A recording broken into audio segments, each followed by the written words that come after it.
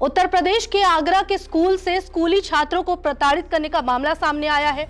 बताते चले कि इन स्कूली छात्राओं को प्रताड़ित करने वाला वीडियो जब सोशल मीडिया पर वायरल हुआ तो बवाल मच गया। वहीं इन बच्चों के परिवार वालों तक जब ये खबर पहुंची तो उन्होंने स्कूल में पहुंचकर खूब हंगामा किया। और ये करने वाला कोई और नहीं बल्कि ग्राम पंचायत सचिव खुद है, जिसने इन बच्चों को प्रताड़ित किया है, इन्हें ये सजा दी है। बताया चले कि सवाल हमारा सरकार से वही है कि आखिर ऐसे मामलों में जवाबदेही कौन लेगा, क्योंकि अगर उस प्रताड़ना के दौरान किसी बच्चे को कुछ हो जाता तो इसकी जिम्मेदारी किसकी होती। और ऐसे मामलों पर अफसोस की बात है कि अभी तक ये खबर बताने तक एक्शन नहीं लिया गया है। आप देख रहे हैं हमारा खास शो जवाब दो और मैं हूं आपके साथ निशा कश्यप।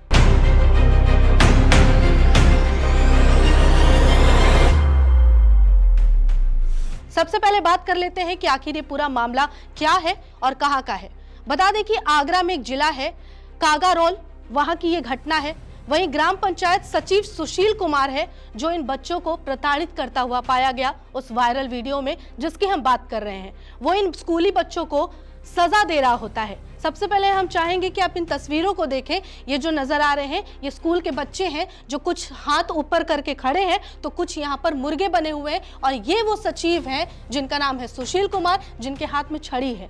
और बता दें कि ये पूरा मामला आगरा के जिले के एक स्कूल का है।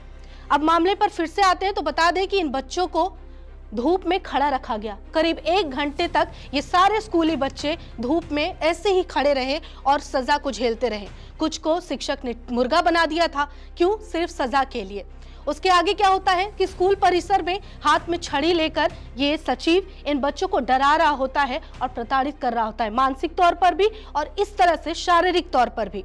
इसके अलावा जबकि ये देखता है, बाकी टीचर स्कूल के देखते हैं कि सचिव इस तरीके से बच्चों को प्रताड़ित कर रहे हैं, बच्चों को सजा दे रहे हैं, तो बाकी के जो टीचर होते हैं और स्कूल के प्रिंसिपल होते हैं वो ये तक कहते हैं इनसे कि सर ऐसा मत कीजिए। लेकिन बावजूद इसके ये सचिव अपनी हरकतों से बाज नहीं आते और वो कंटिन्यू इसे रखते हैं और ऐसा ही करते रहते हैं। उसके अलावा बता दें कि आगे आखिर क्या हुआ या वायरल वीडियो में ऐसा क्या कुछ है।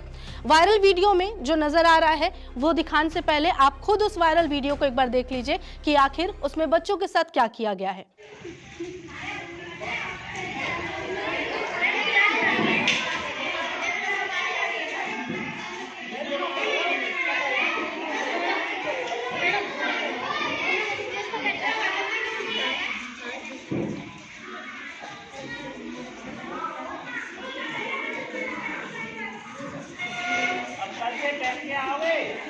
अब बात कर लेते हैं कि वीडियो जब वायरल हो गई, जब मामला पूरी तरह से लोगों तक पहुंच गया, उसके बाद इस मामले को संज्ञान लेते हुए इस पर जो शिक्षा अधिकारी दीपक कुमार हैं वो स्कूल में जांच के लिए पहुंच जाते हैं और जानने की कोशिश करते हैं कि आखिर बच्चों के साथ हुआ क्या। इसके लिए वो बच्चों से भी पूछताछ करते हैं। इसके बाद जो बच्चे हैं जो इनमें खड़े दिख रहे हैं जिन्हें सजा दी गई, वो क्या बताते हैं? वो बताते हैं कि सचिव ने उन्हें डंडे से मारा है। पहले तो उन्हें डंडे से मारा, उसके बाद उनके परिवार वालों को अपशब्द कहे हैं, इन बच्चों के परिवार वालों को गालियां दी हैं। सोचिए कि इन मासूम बच्चों के मन पे क्या बीत रहा होगा जब इनके सामने इनके माता पिता को बुरी तरह से गालियां दी जा रही होगी और अपशब्द कहे जा रहे होंगे। इसके अलावा क्या हुआ कि अगर पूरे मामले में कारण की बात करें, अब आपको भी लग रहा होगा कि आखिर ऐसी सजा देने के पीछे जरूर कोई बहुत बड़ा मुद्दा रहा होगा। दरअसल सचिव पहुंचे थे वहां इंस्पेक्शन के लिए और ये जो कुछ बच्चे गिने चुने हैं ये बस अपने जो कोड ड्रेस होता है स्कूल का उसमें नहीं आए थे, जिसके बाद सचिव ने इन पर अपनी भड़ास निकाली है और कार्रवाई करते हुए वहीं पर उन्हें सजा दे डाली है। बता दें कि ये जो स्क्रीन पर नजर आ रहा है ये वो बच्चों के नाम हैं जिन्हें ये सजा दी गई है। अब आगे हम बात कर लेते हैं कि इन बच्चों को सजा जो दी गई उसके बाद एक्शन क्या लिया गया इस पर, या फिर वो सचिव कौन है, क्या करता है।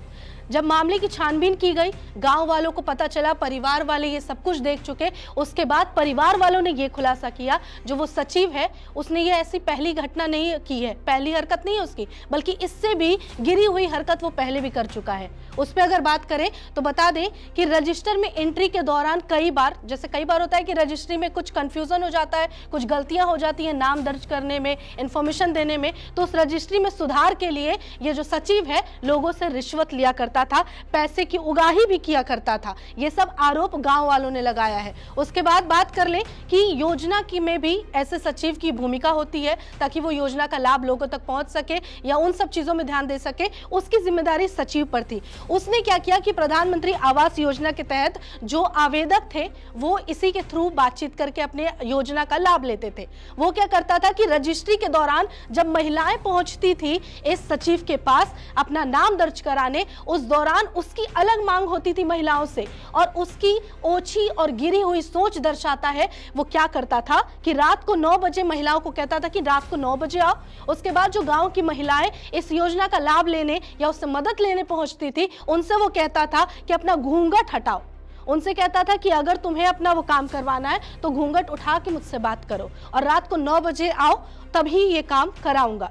ऐसी ऐसी बातें वो सचिव कहता था। उसके बाद गांव वालों ने क्या किया, जिन बच्चों को जब ये प्रताड़ित किया गया तब गांव वालों से बर्दाश्त नहीं हुआ और तब उन्होंने क्या किया कि सचिव के खिलाफ हंगामा करना शुरू कर दिया। वहीं पंचायत सचिव के खिलाफ कार्रवाई की मांग भी की और कहा कि एक्शन लेते हुए इस पर कोई ना कोई ठोस कदम सरकार और प्रशासन उठाए।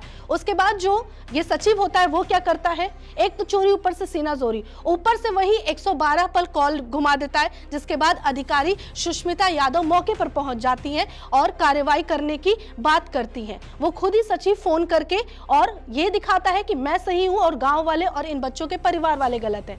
हालांकि जब वहां पर अधिकारी पहुंचते हैं तो गांव वालों और इन बच्चों के परिवार वालों को शांत कराया जाता है कि देखिए मामला बहुत बड़ा नहीं है, हम इस पर बात करेंगे।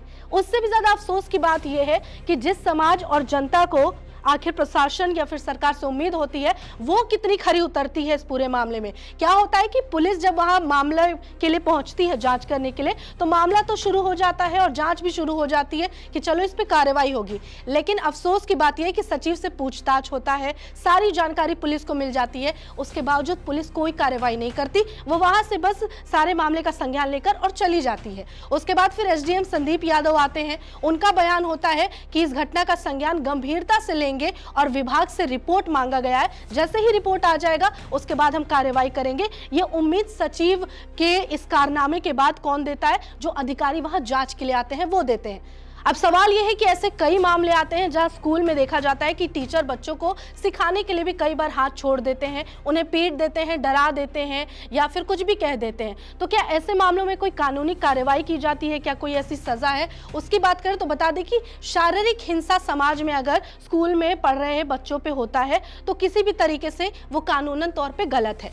इसके अलावा अगर इस अपराध की बात करें तो इस पर कई कानून और नियम है। अगर कोई टीचर ऐसा करते पकड़े जाता है तो उस पर कानूनी कार्रवाई शुरू हो सकती है, चाहे वो किसी भी तरह का प्रताड़ना हो, चाहे वो शारीरिक हो, मानसिक हो या भावनात्मक तौर पर हो। किसी भी तरीके से अगर बच्चे को चोट पहुंचती है तो शिक्षक पर कार्रवाई हो सकती है। ये हमारे भारत का कानून है। उसके अलावा कानून और क्या कहता है, बता दें कि right of children to free and compulsory education act 2009 के तहत वैसे शिक्षकों पर कार्रवाई की जाती है। उसके अलावा एनसीपीसीआर के तहत, उसके अलावा बाल श्रम निषेध अधिनियम के तहत भी वैसे शिक्षकों पर कार्रवाई की जाती है।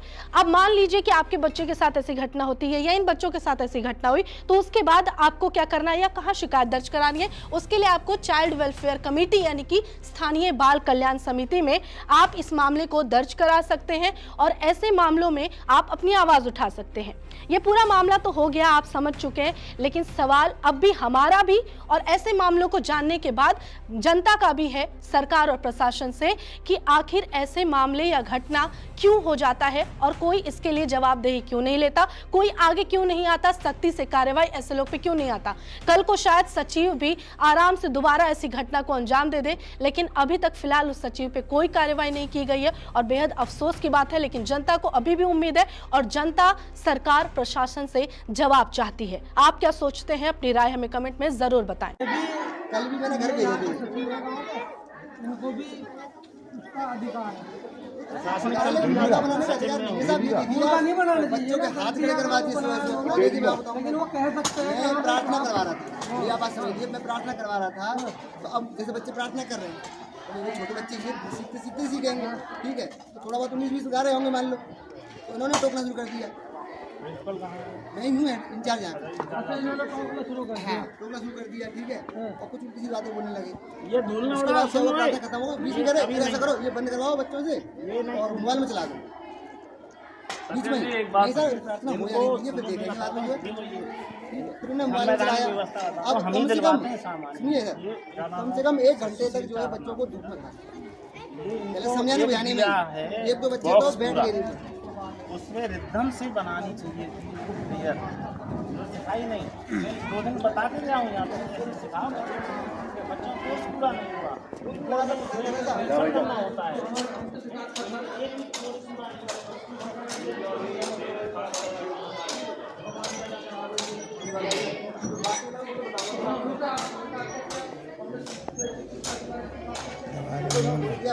मामले दबा रहे हैं।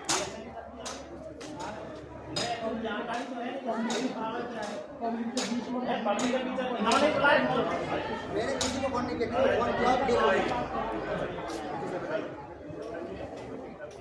अपने बीएसओ को फोन करना था। आए थे ना, 2-3 दिन से देखो यार बीएसओ कहाँ है तुम्हारा? वो आए ना, शिकायत की है। कौन सा मिल गई शिकायत? परसों भी की थी। ये बिना बताए और ये आप कैंपस हो गया। वास्तविकता बताओ, ओए, बात करियो।